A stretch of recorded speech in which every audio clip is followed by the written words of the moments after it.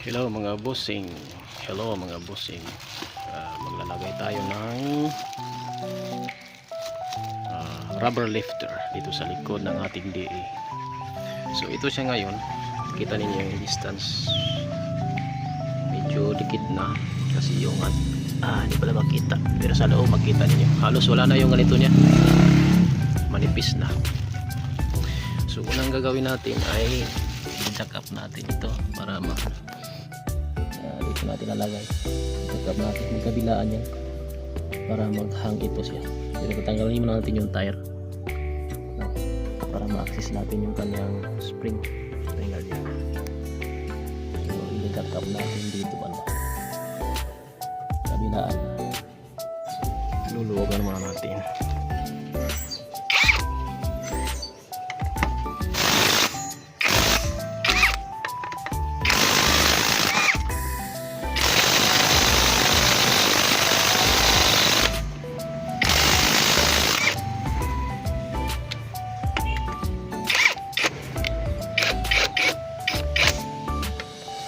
Okay, i-jack up natin.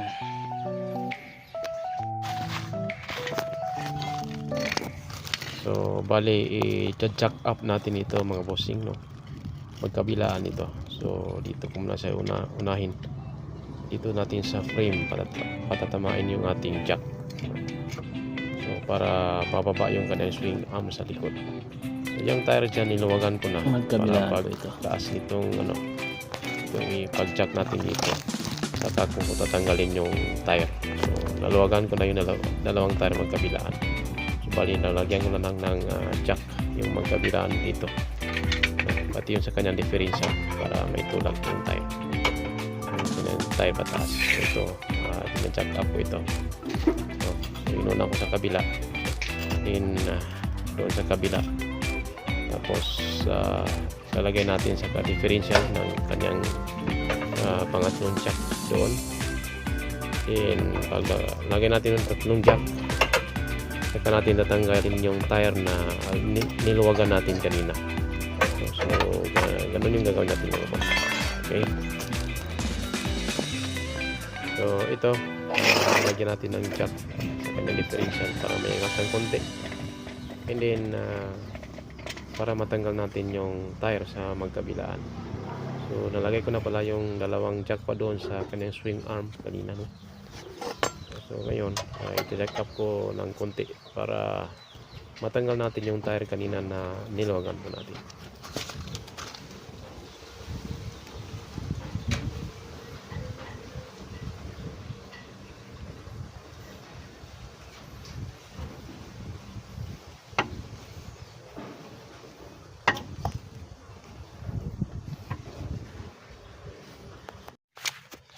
So natanggal na natin yung mga tires sa likod.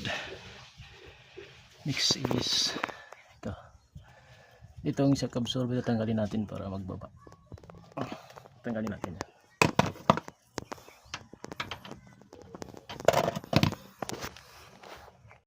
So natanggal na yung bolt ng shock absorber. Ngayon ibababa natin ito kunti para masasayad sa likod. Ibababa natin ito para yung spring niya magluwag.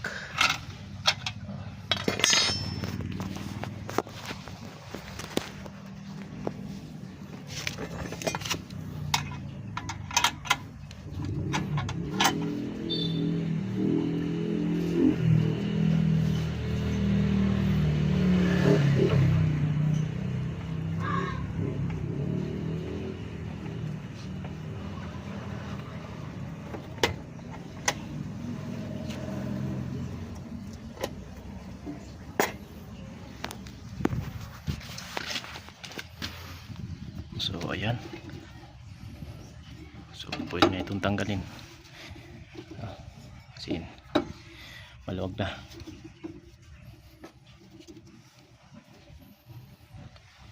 So tatanggalin natin ito spring. Kasi ito yung ating papalitan. So tanggalin mo natin itong niya, yung spring niya. So ibababa pa natin doon para madali ma-access. So ganoon lang po yung pagtanggal. Ibaba natin yung ating differential dito. Then tanggalin natin itong kanyang shock absorber para magbaba yung differential, luluwag itong ating spring hanggang sa matanggal. So pwede natin ikabit yung ating rubber lifter. So huwag natin kalimutan na kailangan natin mag-jack sa dalawang swing arm niya sa likod. Ayan, nag-jack po ako dyan. So, yan kung makikita niyo, no? Dito natin kinabit sa frame. Wag dito kasi dapat ito siya, ito dapat ito siya, gagalaw siya pababa. So hindi dito mag-jack, dito tayo mag-jack sa frame. Pagkabilaan yan para bababa siya. So ibaba ko pa doon, tatanggalin ko yung spring. Okay, so yan mga boss, natanggal ko na ating spring. So bali sinukat ko itong ating binili na rubber lifter, saktong sakto, no? Yan, saktong-sakto siya. So mapapansin ninyo, ito dikit na, wala nang allowance. Tatanggalin natin yan, madali naman tanggalin yan, no? Ito tatanggalin natin yan. Gamit na tayo ng flat screw. So same process din dun sa kabila. Ano lang siya kadali, no? Okay, so tatanggalin ko muna ito, pupus ko muna ng video. Yan, madali lang siya tanggalin. Okay, so ito na mga boss, ito yung papalitan natin, ito yung ipapalit natin. So malayo ang distance. Ang hindi ko alam kung pwede ba ito sila yan, no? Baka pwede pag-isahin na lang, di ba? Check ko muna kung kumusta yung kapit niya dito.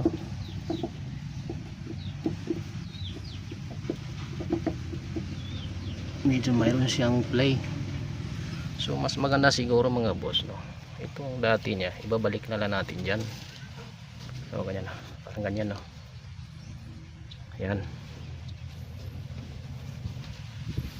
So parang naging yung kanyang lifting is naging 1 inch and 1/4. Kasi kung ibabalik natin dito, tapos pasok natin, tingnan natin pasok. Siguro lagyan natin ng pampadulas para papasok siya. Yan, balik, no? So plano ko ito sa ibabalik ko na lang kasi mayroon siyang groove dito na something kakapit siya dito, no? So ibabalik ko na lang siguro ito para dagdagan yung kanyang taas. Okay, saktong sakto siya, oh. Ayan, so lalagyan natin ito ng pampadulas para madali siyang ipasok pabalik. Okay, so naipasok na natin. Ito lang ginamit ko, mantika, nilagyan ko ito kanina para may pasok ito. So lalagay ko na itong spring, tingnan natin yung kanyang kapit. So ito pala yung sukat ng spring natin, no, sa DE natin. Yung mismong spring ay nasa 1 cm.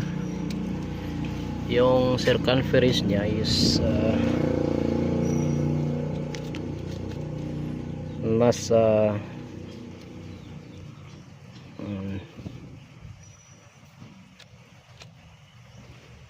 4 inches I think. 4 inches ang circumference. Yeah. Okay, yung in between sa kanyang spring, sa gitna tayo kukuha, is nasa 2 inches. Okay, so makakuha tayo ng idea kung bibili tayo ng rubber cushion, kasi may mga sukat yung mga cushion lalagay dito. So yun yung sukat niya, no? Yung ito kakapal niya is 1 cm. Yung circumference niya, yung kabilugan niya is 4 inches. And yung distance between spring sa gitna tayo kukuha, nasa 2 inches. So as reference natin kung maglalagay tayo ng rubber cushion. Okay, ibalik na natin doon. So ayan, ito nga pala yung bantayan natin mga bossing, no? Kasi mayroon ito siyang parang groove dito kung saan dyan babangga yung end ng ating spring. Yan, makikita ninyo. So i-adjust lang natin yung guma, paikutin natin para magtugma kasi parang lock yan. Tapos dito din sa baba, no, dapat dito babangga ito, dapat siya babangga kasi magiging parang lock niya ito. So yun yung bantayan natin, no. So magkabilaan, this is process. So ganun lang. So hindi ko na siguro pagkita sa kabila kasi pareho naman yung gagawin natin doon. Okay. So bali nakabit na natin mga bossing yung ating spring tsaka yung kanyang rubber lifter. So sunod na gagawin natin is ikakabitan natin yung kanyang shock absorber magkabilaan yan. Okay, so itaas na natin ito kunti para mapantay siya doon. Balik na natin yung kanyang shock absorber. So ngayon mga boss, hindi pa yung masyadong nahigpitan, no? Mahigpitan ko yan para maiangat na. So ibabalik na natin yung kanyang tire, tapos ibaba natin yung dalawang jack doon. Okay, so patapos na tayo mga boss.